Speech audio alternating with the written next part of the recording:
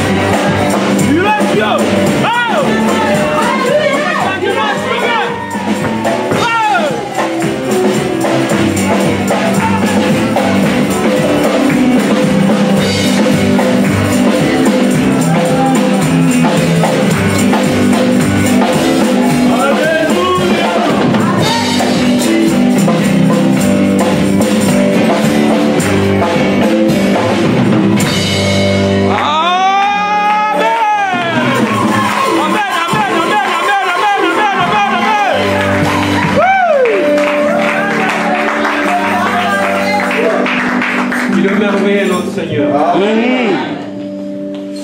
Bien-aimé, qui a une question, qui a été troublé par quelque chose, ou quelque chose que vous n'avez pas compris, qui a une question. Okay? Sur le feu. Parce qu'il y a un passage dans la Bible qui dit que ce peuple soit du bois pour vous et que votre parole soit du feu pour les consumer. Je crois que c'est dans Isaïe, je ne sais pas.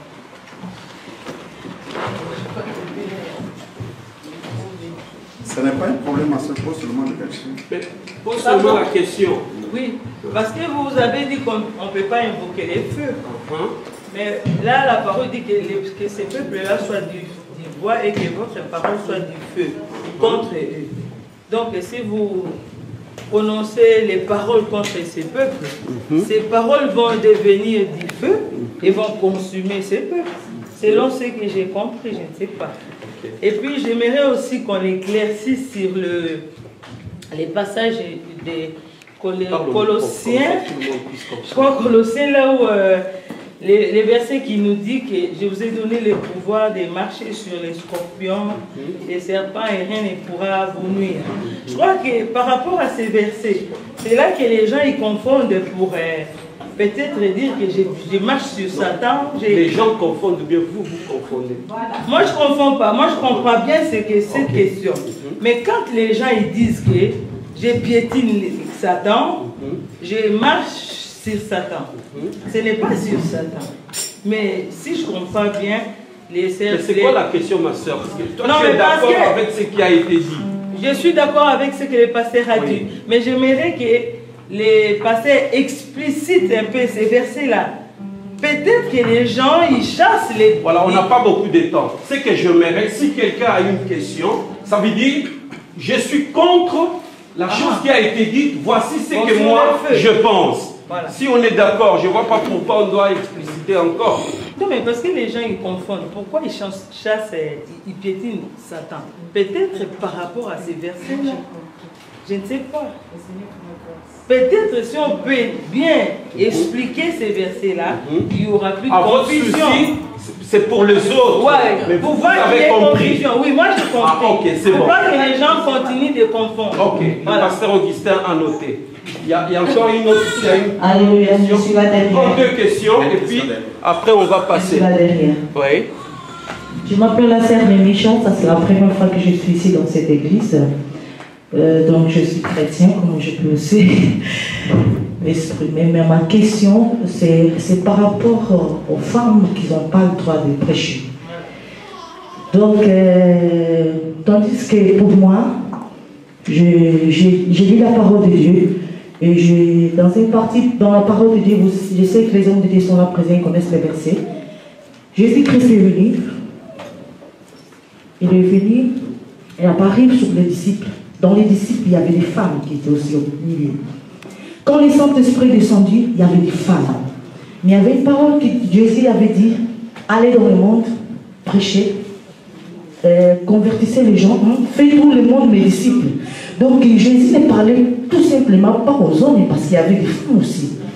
Ça veut dire, moi, je suis contre. Je n'arrive pas à comprendre pourquoi les femmes n'ont pas le droit de parler, de prêcher la parole de Dieu. Pourquoi l'Église nous enseigne aujourd'hui qu'on ne peut pas?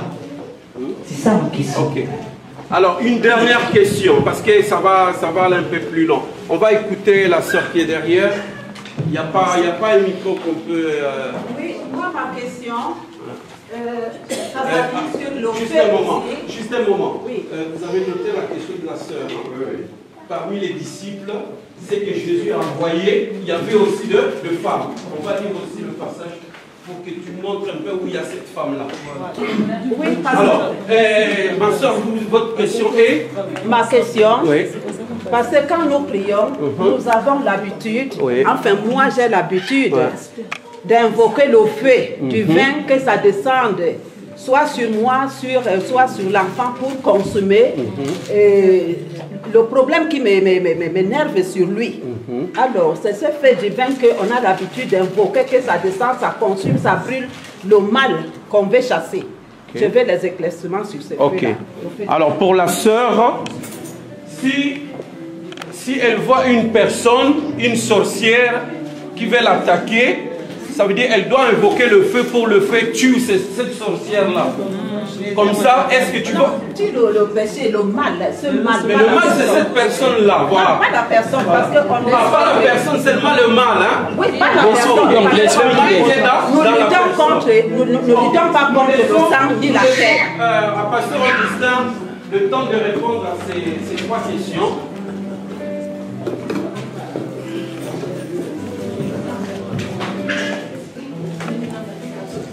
Shalom.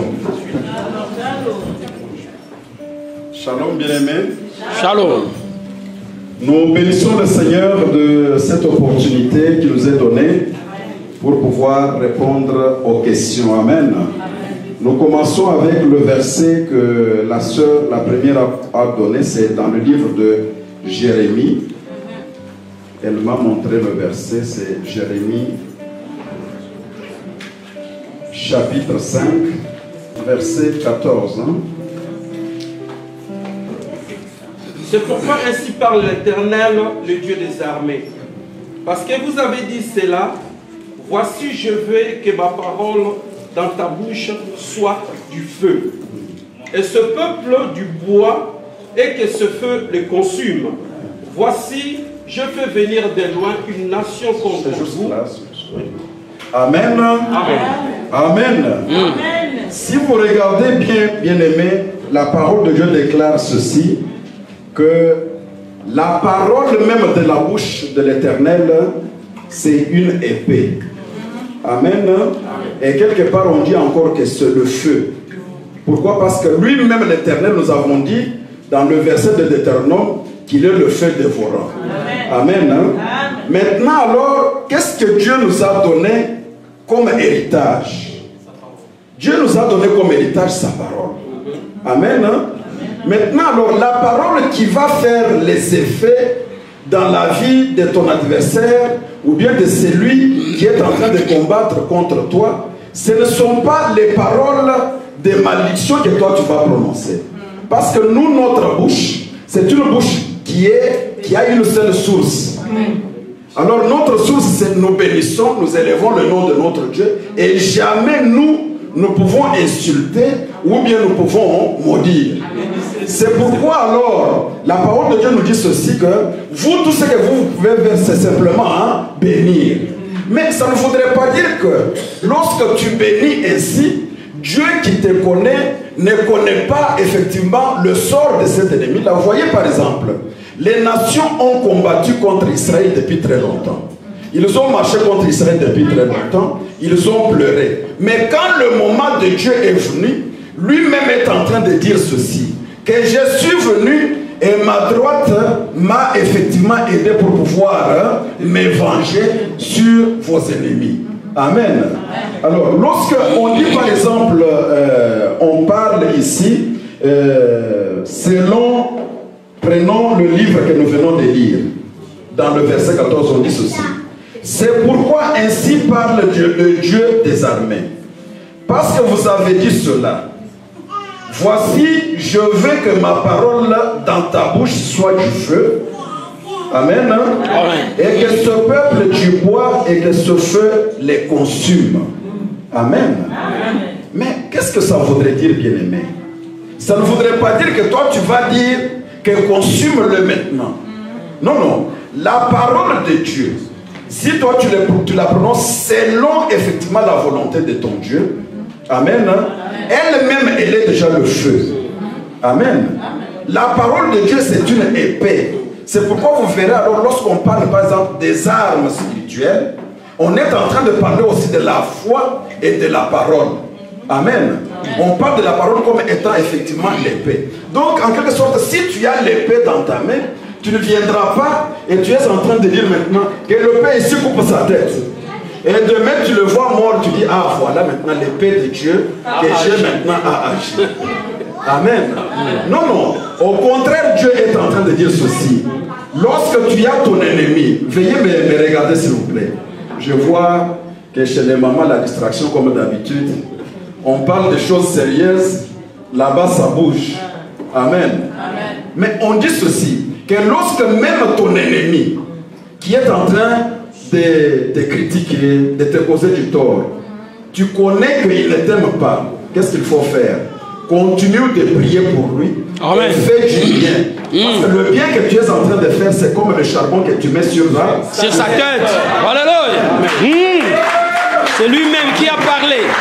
Alors, nous ne pouvons pas, s'il vous plaît, dire que le feu consume maintenant cette personne. Mais par contre, dans le livre de Jérémie que la sœur a donné, quelque part, Jérémie est en train de dire ceci. Je t'ai donné le pouvoir d'abattre. Amen. Et le pouvoir de planter. Qu'est-ce que cela voudrait dire?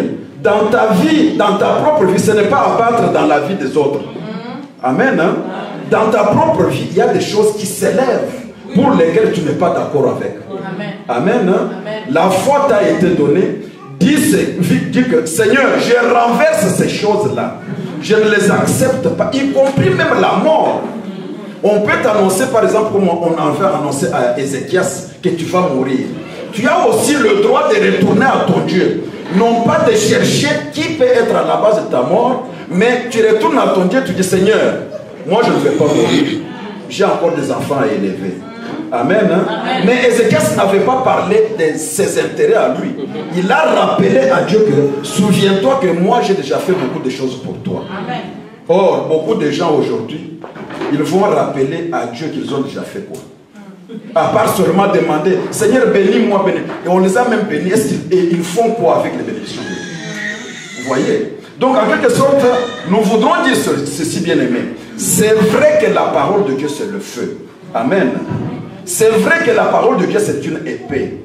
Mais il nous faut effectivement avoir toujours des références de certaines personnes qui nous ont précédés. C'est pourquoi nous nous disons ceci.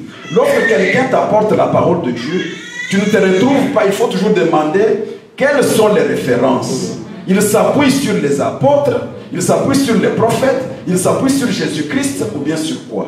Amen. Est-ce que Jésus-Christ lui-même avait envoyé le feu à quelqu'un? Amen. Amen. Il n'a pas envoyé le feu. Amen. Mais il a dit ceci, vous marcherez sur les scorpions et ces scorpions ne vous feront pas du mal. Ça ne voudrait pas dire que je les piétine maintenant au nom de Jésus-Christ. Non. Quand tu as la parole, tu es au-dessus du diable. Je vais dire quelque chose. Tu sais que lorsque l'homme a péché, l'homme était juste après Dieu, c'était le Fils de Dieu. Amen. Après les anges, parce que les anges nous servent, nous. Vrai ou faux? Vrai. Si tu as un problème, Dieu envoie l'ange lui dit, mais tu vois mon fils, ma fille est en train de pleurer, va lui donner ce que je lui ai donné. Amen. Mais lorsque l'homme a péché, chaque fois que tu es dans le péché, tu te rabaisses au niveau même plus bas que les animaux. C'est pourquoi tu vois, pour que l'homme puisse avoir la conscience tranquille, il fallait qu'il puisse offrir un animal. Le sang de l'animal. Est-ce que le sang de l'animal peut-il sauver l'homme? Non. Non. Amen. Alors l'homme est descendu plus bas que même l'animal. Donc voilà la raison pour laquelle Jésus-Christ est venu pour nous ramener au niveau où nous étions. C'est-à-dire après Dieu c'est nous. Nous avons maintenant le pouvoir. Pourquoi? Parce que Christ était le Fils de Dieu. Il a tracé le chemin. Comme nous croyons en lui, nous sommes devenus des fils de Dieu légitimes. Amen. Donc là, c'est pour la première question. C'est-à-dire, nous ne voyons absolument aucune référence de ceux qui ont envoyé le feu et le feu a brûlé. Si les gens font référence par exemple à Élie, pour dire par exemple que non, Élie a dit que le feu descend pour consumer, et il avait consumé les gens, c'était simplement l'ombre de ce qui devrait venir. Amen. Parce que nous avons parlé tout à l'heure qu'il faut que les deux oliviers viennent en Israël pour prêcher. Or, les deux oliviers qui viendront, ça ne doit être que la loi et les prophètes. Parce qu'eux croient à la loi et les prophètes. Amen. Amen. Donc Moïse représente la loi, et Élie représente les prophètes.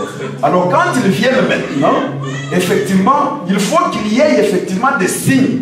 Les choses qu'ils feront, ce sont les choses que Moïse et Élie avaient déjà fait. Amen. Donc voilà en quelque sorte la raison pour laquelle nous disons que donc le fait de Élie, le fait de Élie, effectivement c'était simplement un enseignement pour nous. Mais aucune personne, ni même Élisée, qui avait la double portion, lui-même n'a pas invoqué le fait pour tuer les gens. Amen. Juste pour compléter, parce qu'on court derrière l'air aussi. Que Dieu bénisse notre pasteur. Merci pasteur pour le micro. Donc, on a tous les pouvoirs, parce que Christ l'a affirmé. Je vous ai donné toutes les pouvoirs. Mais nous, notre pouvoir en nous, ce n'est pas de faire les mal. Mais on a ces pouvoirs-là. Mais Christ nous interdit. Est-ce que vous comprenez la pensée du pasteur? Un jour, les disciples avaient proposé à Jésus-Christ, vous connaissez ça? Seigneur, est-ce qu'on ne peut pas invoquer le feu? Ça, c'est une flash que je vous ai fait. Donc, on a ce pouvoir-là. Mais Christ nous a interdit de le faire. Mais on a ça. Quand on parle de deux oliviers, on parle de Moïse et Élie. Toute la Bible, elle est codée. La Bible, elle est comme quelqu'un a une maison, il a mis la clé, il a fermé. Si lui-même ne vient pas pour ouvrir, pour vous signaler ça, il y a la lampe, il y a la table là-bas, tu ne comprendras rien. C'est ça la Bible. Est-ce que vous comprenez? Que Dieu vous bénisse. Je ne sais pas si l'apôtre Thierry, on a une deuxième question sur le ministère. Le ministère de la femme. On est maintenant dans le livre de Marc, le chapitre 16. L'erreur que beaucoup de gens font, ils commencent à lire Marc 16 à partir du verset 15. Mais si nous revenons un peu en arrière, nous verrons qui Jésus envoie. Amen. Donc revenons un peu plus en bas et nous verrons Jésus parle de qui. Il n'envoie même pas les 12 apôtres, il envoie 11. Puisque le 12e était déjà mort, c'était Judas Iscariote. C'était à 11. Donc le milieu de ces chapitres commence par là. C'est ce qu'on va lire après. Je vais laisser à Pasteur Augustin d'expliquer. Je commence là où tout le monde commence. Puis il leur dit, Marc chapitre 16. Verset 15. À partir du verset 15. C'est là que toutes les églises donnent, les gens qui veulent que les femmes prêchent. Ils commencent là.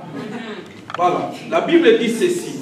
Puis il leur dit, allez par tout le monde et prêchez la bonne nouvelle à toute la création. Celui qui croira et qui sera baptisé sera sauvé. Est-ce qu'une femme peut être baptisée? Oui. Une femme sera sauvée? Oui. Ça veut dire qu'elle peut aussi faire ce que fait l'homme.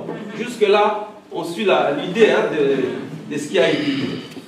Alors, celui qui croira et qui sera baptisé sera sauvé, mais celui qui ne croira pas sera condamné. Voici les miracles qui accompagneront ceux qui auront cru. Les dons qu'ont les hommes, ce sont les mêmes dons qu'ont les femmes. Il n'y a pas de différence. Maintenant, il continue. Il dit, ils chasseront les démons. Ils parleront de nouvelles langues. Ils saisiront les serpents. S'ils boivent quelque breuvage mortel, il ne leur fera point de mal. Ils imposeront les mains aux malades et les malades seront guéris. Jusque-là, tout ça c'est des dons. C'est donné à la femme et aux hommes. Une sœur à l'église peut avoir un don de guérison, peut avoir un don de prophétie. Nous avons tous ces dons-là d'opérer le miracle. Mais maintenant, quand nous lisons le verset 14 du même chapitre, voici ce que la Bible dit. Enfin, il apparut, Jésus-Christ, il était déjà mort, et il apparut aux 11, pendant qu'ils étaient, tu suis ma soeur, il apparut aux 11, pendant qu'ils étaient à table, il leur reprocha leur incrédulité et la dureté de leur cœur, parce qu'ils n'avaient pas cru ce qu'il avait dit. Donc, la parole ici est adressée aux 11. C'est pourquoi quand nous allons dans le livre d'Éphésiens 4, c'est ce que nous allons faire. Prenons les livres d'Éphésiens 4.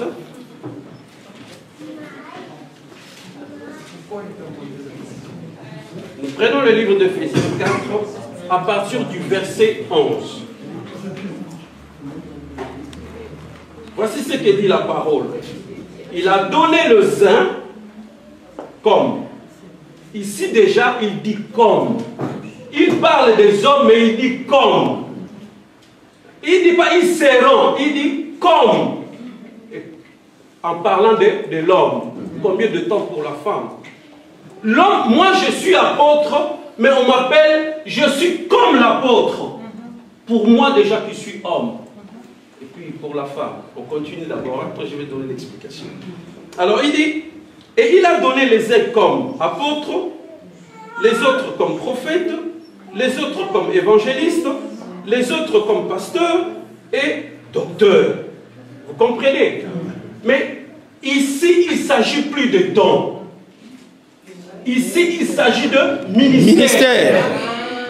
Il faut faire maintenant la différence. Ici, le problème des dons que nous venons de lire dans Marc 16, on se déplace. Maintenant, on est dans un autre territoire. Ici, on parle de ministère. Jésus-Christ lui-même, vivant sur la terre, on dit qu'il a commencé à prendre 70 personnes. Des 70, dans ces 70-là, il n'y avait pas de femmes. Ça diminue. Ces hommes ont fui, ils ont fui, ils ont fui. Ils sont restés 12. Dans ces 12-là, il n'y avait pas de femmes. Maintenant, un des hommes meurt. Ces gens-là pouvaient dire, ah, Marie de Magdala. Marie de Magdala.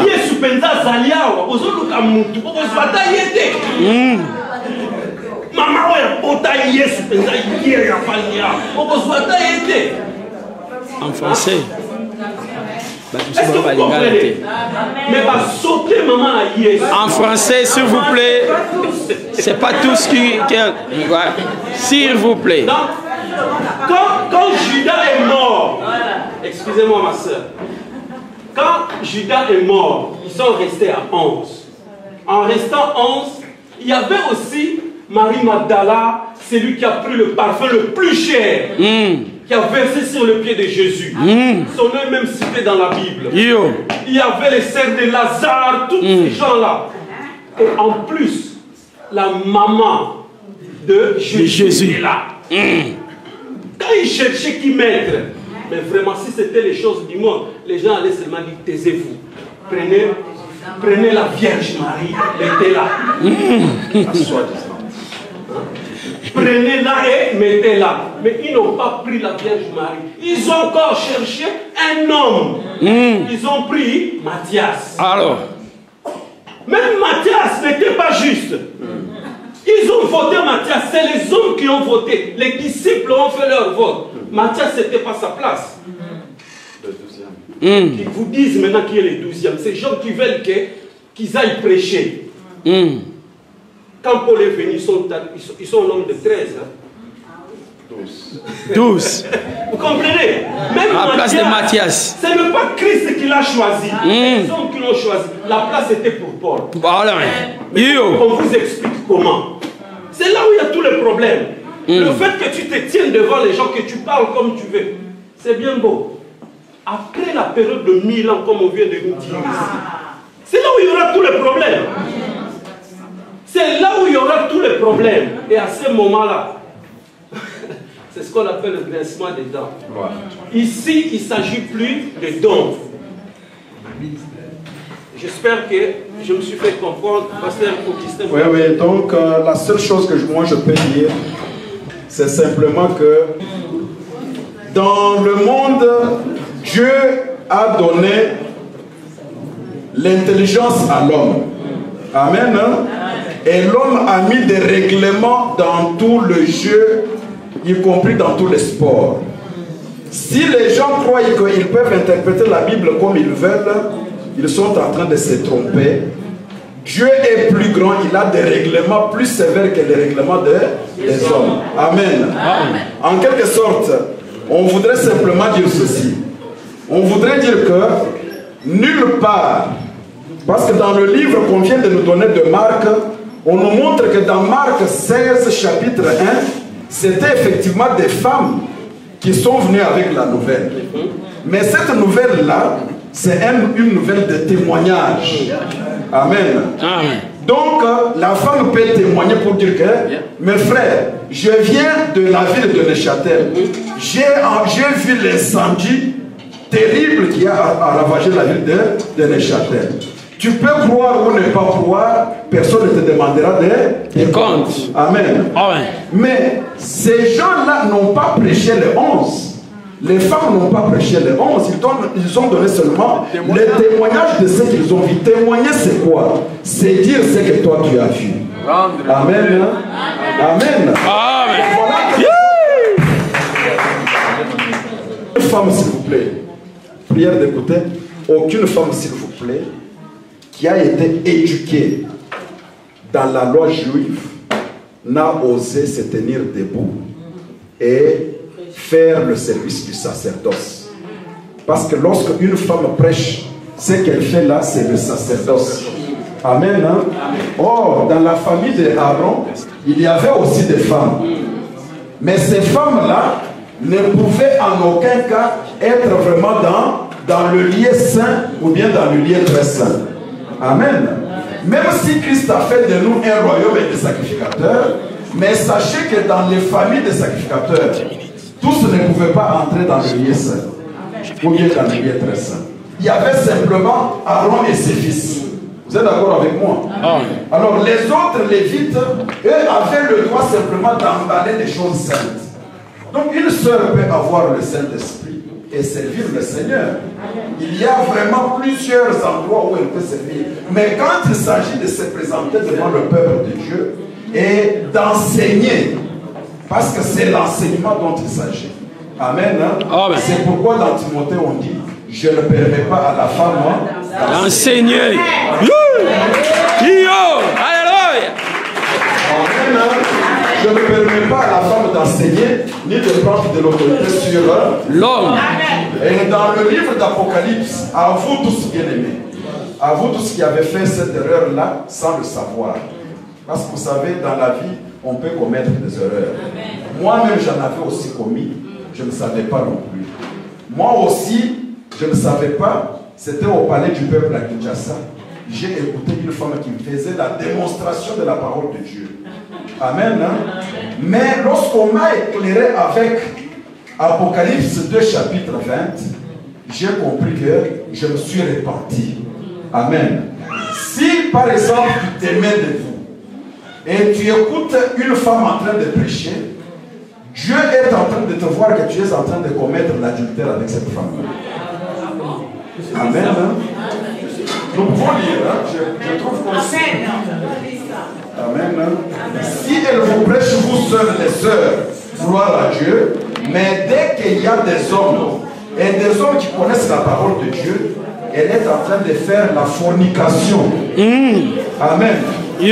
C'est une femme prostituée, adultère, si elle est mariée. Elle est en train de faire l'adultère avec les hommes qui sont là. Apocalypse chapitre 2. Hein? Amen. Amen. Nous commençons par le verset 18 jusqu'au verset 23. Verset 20. Mais ce que j'ai contre toi, c'est que tu as laissé la femme, Jézabel, qui se dit prophétesse, enseigner et séduire mes serviteurs, pour qu'ils se livrent à la débauche et qu'ils mangent des viandes souillées aux idoles. Je lui ai donné du temps afin qu'elle se répande. On a donné du temps à la femme, à Jézabel. À Jézabel, pour qu'elle puisse se repentir. Mais ce que j'ai contre toi, c'est que je t'ai laissé.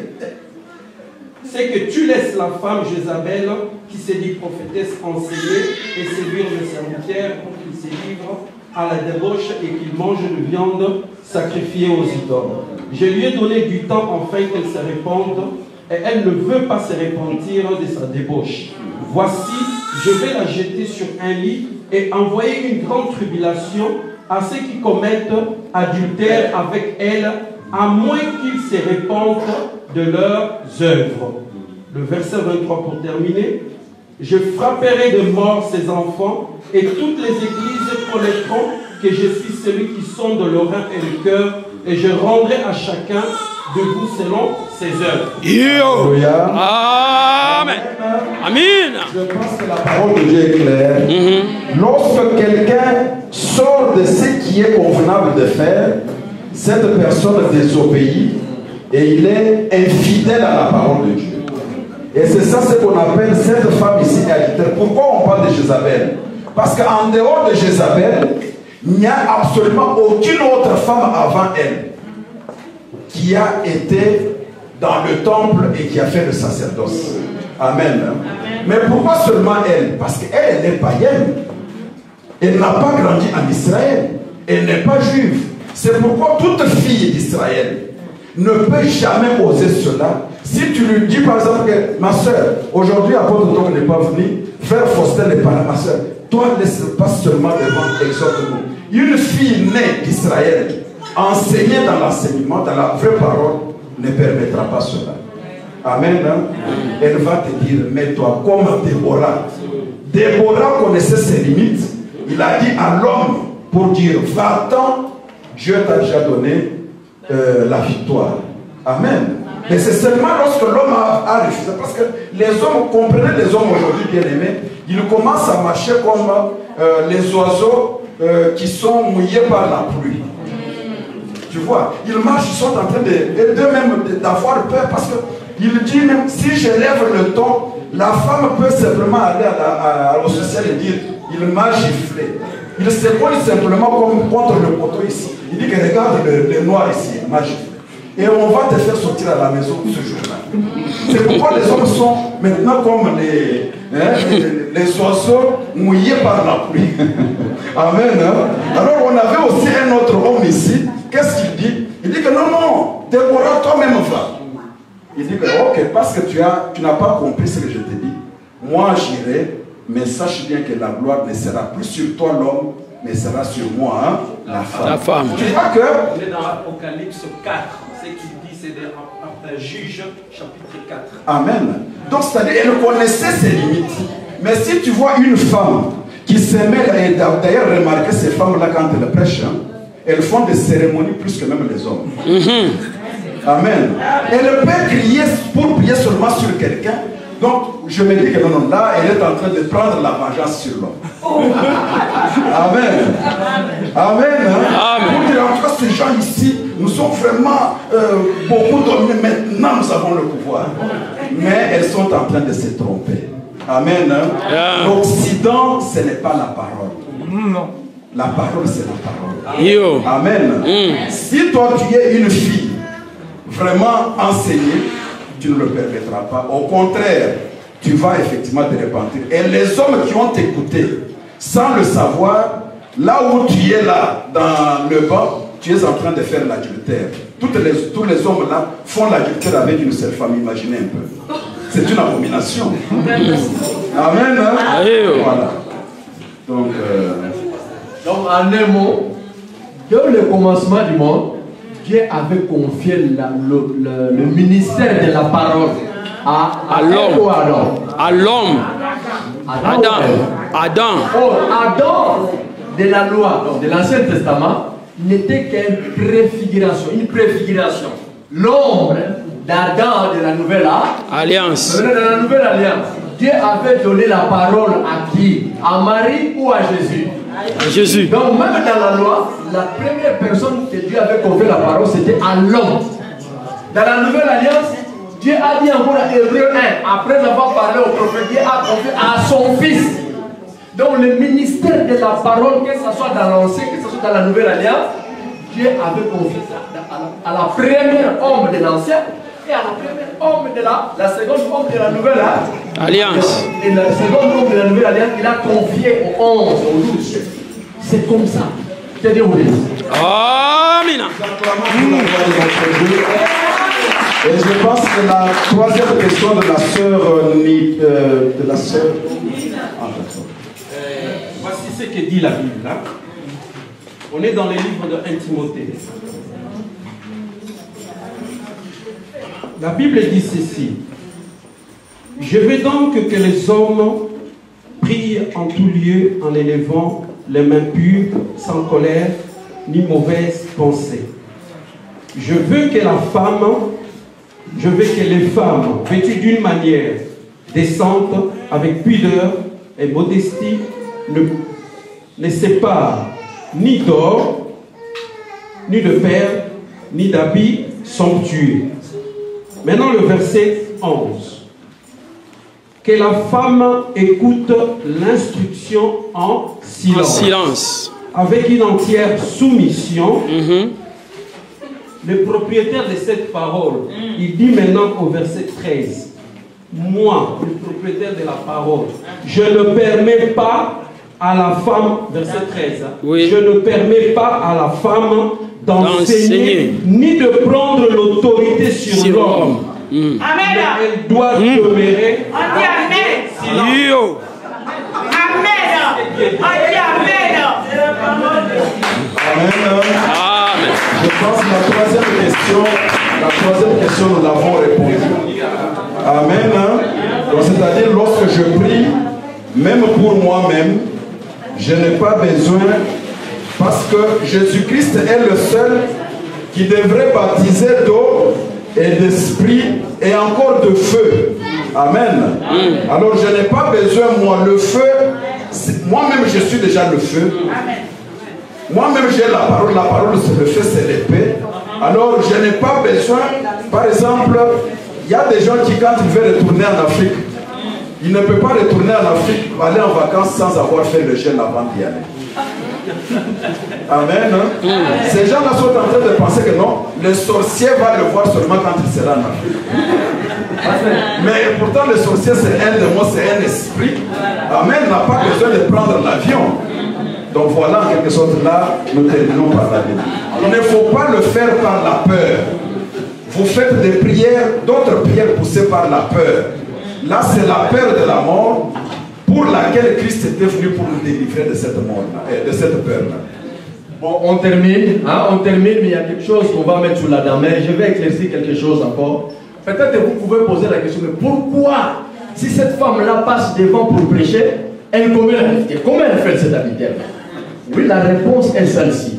Vous voyez, nous les hommes, si une femme se tient debout, tous les hommes qui sont assis là, sur le chaise, là, la première des choses, tous les hommes, qu'est-ce qu'ils vont faire? Ils vont commencer à regarder depuis les ongles. Donc déjà, la personnalité de la femme, ça va enlever l'image du culte. C'est ça que la Bible dit, elle est en train de faire l'adultère, c'est ça. Parce que chaque homme va dire, ah, elle a une taille comme Naomi Campbell. Elle a des seins, vous voyez, donc maintenant, vous comprenez cet adultère. Donc Dieu qui nous connaisse nous-mêmes bien, donc il a vu toutes ces choses-là, il a dit donc, dans le ministère de la parole, en ce qui concerne l'église, son église, on dit bien. On est là? On peut prendre par exemple la sœur Bijou, exemple. La sœur Bijou, elle va nous prêcher. Vous verrez toutes les, quelle que soit la parole, quelle que soit la révélation, tous les hommes ne vont pas regarder la sœur Bijou. Ils vont regarder sa tête de l'élan. C'est ça la idée. Ah, elle a des vrais seins. Donc chaque individu commence à faire tomber les hommes. Et Dieu nous connaissant bien, il a dit, je ne le permets pas dans mon église. On dit bien dans l'église du Seigneur. Si ce n'est que l'église, il dit non, oui, tu peux aller prêcher. Mais dans l'église de Jésus-Christ, non. De mon cœur. Mais en dehors, tu peux évangéliser. Tu peux évangéliser, gagner les âmes, les ramener à l'église. Tu peux aller dans les hôpitaux, prêcher, délivrer les malades, les faire sortir des hôpitaux.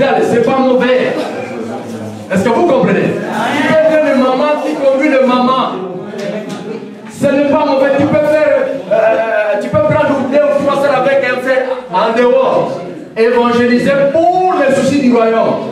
Ce n'est pas moi, mais seulement les sacerdoces. Pour terminer, c'est quoi les sacerdoces? C'est la dignité du prêtre dans le temple, dans la matière du culte. Voilà pourquoi Dieu a dit, mettez-moi tout premier-né. Vous lisez le livre des Nombres. Quand Dieu a commencé à choisir Aaron, il a dit, choisissez-moi tout premier ou tout premier-né. Premier-né. Tout premier-né. Dieu parle, excusez-moi le terme, les testicules. Dieu voyait le testicule. Est-ce que les femmes ont des testicules? Voilà pourquoi Dieu a touché tout premier-né, ceux qui ont des testicules. Amen. Y compris même chez les animaux. Y compris même chez les animaux. Tout premier. Pas premier-né. Donc tous les pasteurs qui font ces choses-là, tout mal. En commençant par là, c'est mal. Donc si dans votre église, vous fonctionnez contraire au principe du sacerdoce, sachez-le bien, et toi et votre pasteur, ces jours-là, vous allez bagarrer. Tu vas dire à ton pasteur, mais toi tu m'avais menti. Ça sera trop tard parce que toi tu as suivi un homme.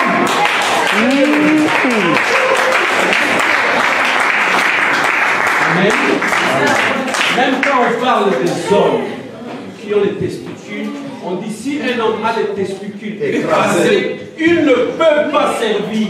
Même si tu es un homme, mais si tes testicules sont écrasés, tu ne peux pas. C'est pas honteux, c'est la parole de Dieu qui dit la Bible. Tu ne peux pas servir. Moïse n'était pas seul. Moïse était avec son frère Aaron, ils avaient aussi leur sœur Myriam. Mais il n'a pas servi.